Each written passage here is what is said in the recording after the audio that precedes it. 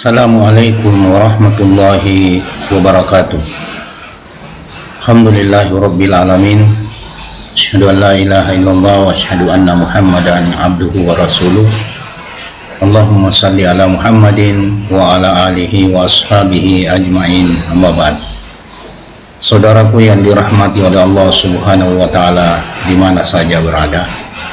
Alhamdulillah kita jumpa kembali pada kuliah yang singkat ini untuk saling ingat mengingatkan di dalam agama kita. Salam dan salawat pada Nabiullah Muhammad sallallahu alaihi wasallam, Nabi yang senantiasa kita jadikan sebagai qudwah, sebagai contoh, sebagai suri teladan dalam kehidupan kita.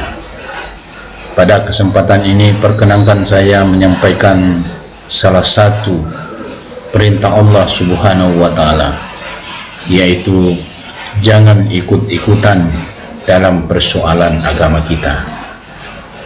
Saudaraku kaum muslimin dan muslimat di mana saja berada, hidup di dunia ini baik kamu berada di atas bahtera, kita bagaikan mengarungi samudra yang luas. Oleh karena itu diperlukan navigasi agar seorang nahkoda dapat mengarahkan kemudinya dengan baik, supaya kapal tidak salah arah untuk dapat sampai ke pulau tujuan. Dalam menjalani kehidupan di dunia ini, Allah Subhanahu wa taala telah memberikan navigasi melalui nabinya agar manusia tidak sesat jalan mengarungi kehidupannya, agar mereka dapat sampai kepada tujuan hidup sesungguhnya, yaitu menjadi khalifah dan menjadi abid yang baik, sebagaimana Allah Subhanahu wa taala telah sampaikan di surah Al-Baqarah ayat 30, di surah Az-Zariyat ayat 56. Allah menyampaikan tujuan kita diciptakan oleh Allah Subhanahu wa taala, yaitu inni ja'ilun fil ardi khalifah. Saya akan menciptakan khalifah di atas muka bumi. Itulah manusia yang dicipta oleh Allah.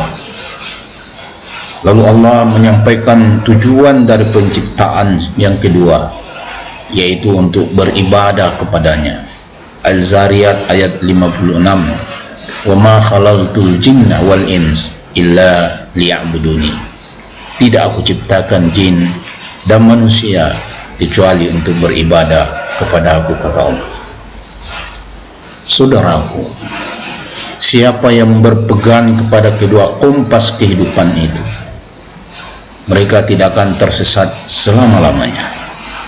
Itulah Al-Quran dan hadis Rasulullah sallallahu alaihi wasallam, sebagaimana yang disampaikan dalam hadis, taraktu fikum amraini lan tadillu ma tamassaktum bihi ma kitaballahi wa sunnatar rasul. Aku tinggalkan kepadamu dua perkara, kamu tidak akan tersesat selama-lamanya jika kamu berpegang teguh dengan kedua-duanya. Apa itu? Yaitu kitab Allah Al-Quran dan sunnah hadis riwayat Al-Hakim. Saudaraku, bagi seorang muslim yang ingin berada di atas jalan yang lurus, seperti yang biasa mereka minta ketika sholat, ihdinas siratal mustaqim, permohonan untuk ditunjuki jalan yang lurus. Sungguhnya inilah Al-Quran yang akan membimbing ke jalan yang lurus, yang akan bermuara pada keselamatan dunia dan akhirat. Selain tuntunan Al-Quran dan Sunnah Nabi Muhammad sallallahu alaihi wasallam, tidak ada jaminan untuk selamat. Oleh sebab itu, bagi seorang muslim tidak boleh mengikuti seseorang atau kelompok membabi buta. Inilah yang diingatkan oleh Allah Subhanahu wa taala dalam Al-Quran surah Al-Isra ayat 36.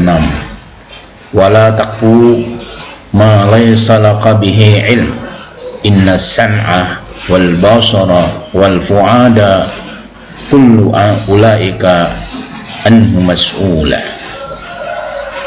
Janganlah kamu mengikuti apa yang kamu tidak mempunyai pengetahuan tentangnya. Sesungguhnya pendengaranmu, penglihatan dan hatimu, semuanya itu akan dimintai pertanggungjawaban oleh Allah Subhanahu wa ta'ala. Quran Surah Al-Isra ayat 36. Terkadang kita mengikuti sesuatu karena sekedar melihat, mendengar tanpa memahami dengan baik substansinya. Oleh karena itu, komponen yang digunakan untuk mengikuti sesuatu yang tidak didasari oleh pemahaman hati yang baik akan ditanyai oleh Allah Subhanahu wa ta'ala tentang apa yang mereka ikuti itu.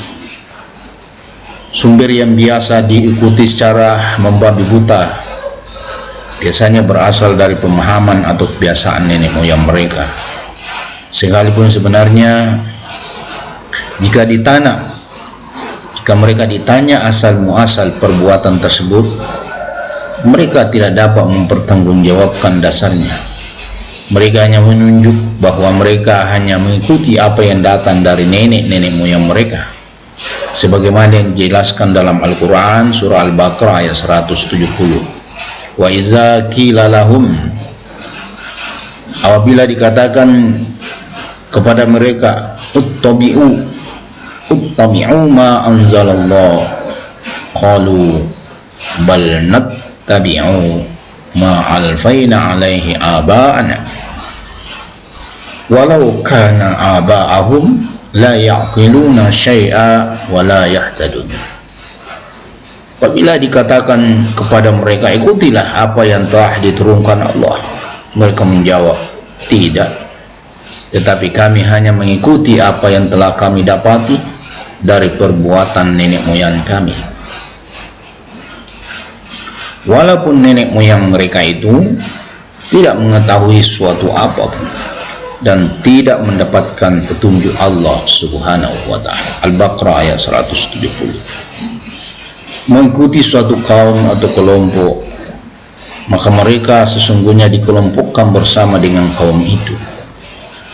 Jika kelompok itu dihukum sesat, maka orang-orang yang ikut dalam kelompok itu dianggap tersesat juga. Tidak boleh kemudian mereka berkata, kami hanya ikut-ikutan, oleh karena siapapun akan bertanggung jawab terhadap apa yang telah mereka ikuti. Bahkan nanti di akhirat akan terjadi penyesalan bagi yang ikut-ikutan, dan orang yang mengikuti akan melepaskan diri dari orang yang mengikutinya. Mereka masing-masing sibuk mempertanggungjawabkan diri mereka masing-masing. Hal ini telah diingatkan oleh Allah di dalam surah Al-Baqarah ayat 166 sampai 167. Ittabaru alladhina tubi'u minal ladhina taba'u wa ra'ahul adhab wa tuqatta'at bihimul asbab. Qala alladhina taba'u law anna lana qarratan fanatabarra'a minhum kama tabarra'u minna. Dzalika yurihimullahu a'malahum hasaratin 'alaihim wa ma hum bikharijina minan nar. Yaitu orang-orang yang diikuti itu akan berlepas diri dari orang-orang yang mengikutinya, dan mereka melihat siksa, dan ketika segala hubungan antara mereka terputus sama sekali. Dan berkatalah orang-orang yang mengikuti, seandainya kami dapat kembali ke dunia, pasti kami akan berlepas diri dari mereka, sebagaimana mereka berlepas diri dari kami. Demikianlah Allah telah memperlihatkan kepada mereka amal perbuatannya menjadi sesalan bagi mereka, dan sekali-sekali mereka tidak akan keluar dari api neraka. Nah, berdasarkan ayat Quran surah Al-Baqarah ayat 166 sampai 67 ini dapat dipahami bahwa tidak ada kewajiban mengikuti seseorang sekalipun mereka itu pemimpin, jika apa yang diperintahkan tidak sesuai dengan perintah Allah Subhanahu wa ta'ala, termasuk orang tua kita. termasuk karib kerabat kita, sebab mereka di akhirat tidak akan mampu mempertanggungjawabkan orang-orang yang mengikutinya. Bahkan mereka juga akan kesulitan mempertanggungjawabkan kesalahan yang mereka buat, sehingga antara pemimpin dan yang mengikutinya bersama-sama mendapatkan ganjaran siksaan. Sebagaimana disampaikan di dalam hadis dari Ali radhiyallahu anhu, bahwa Nabi sallallahu alaihi wasallam mengutus satu pasukan dan mengangkat seorang laki-laki sebagai panglima mereka. Kemudian panglima itu menyalakan api dan berkata kepada pasukannya, masuklah kamu ke dalam api. Sebagian pasukan berkehendak memasukinya. Orang lain mengatakan, sesungguhnya kita lari dari api. Kemudian mereka menyebutkan hal itu kepada Nabi SAW, maka beliau bersabda kepada orang-orang yang berkehendak memasukinya, jika mereka memasuki api itu, mereka akan terus di dalam api itu sampai hari kiamat. Dan beliau bersabda kepada yang lain, tidak ada ketaatan di dalam maksiat, taat itu hanya dalam perkara yang ma'ruf.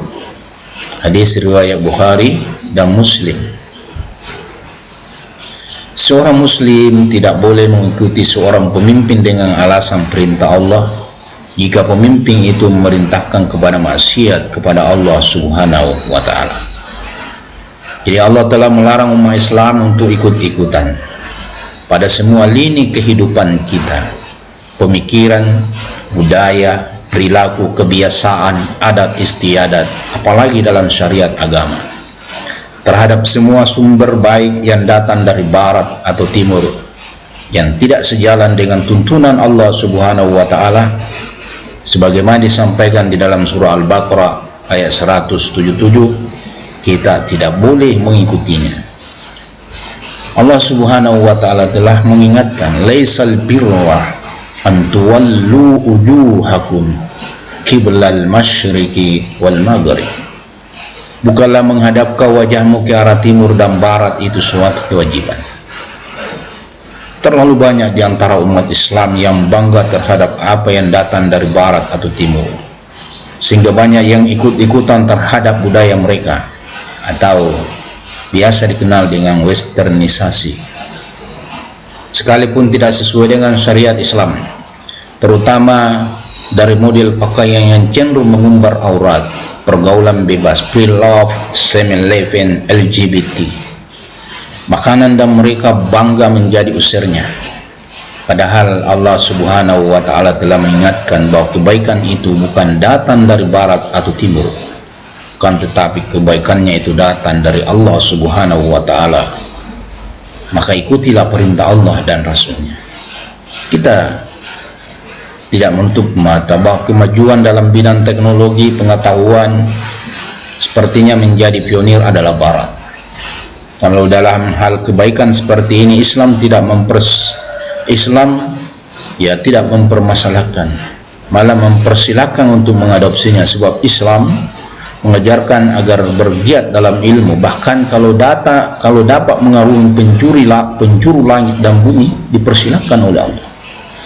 Kesimpulannya, apa yang datang dari barat dan timur yang tidak bertentangan dengan nilai-nilai Islam tidak terlarang untuk diadopsi, dan jangan mengadopsi sampah budaya mereka yang bertentangan dengan nilai syariat Islam.